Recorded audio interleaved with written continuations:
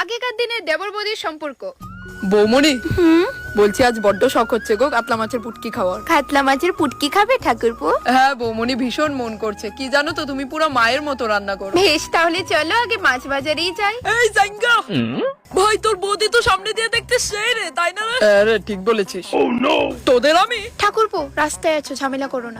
বলছি ভাই, কখনো ডাকতে তো পারিস তোর বৌদির হাতে চা খাওয়াতে। শুনলে বৌমনি, আমি আর নিতে পারছি না। ঠাকুরপো এদের সাহস কি করে হয় আমার মা সমান বৌদিকে নিয়ে এরূপ মন্তব্য করা? ঠিক আছে ঠাকুরপো, এদের করতে দাও মন্তব্য, তুমি তোমার চলো।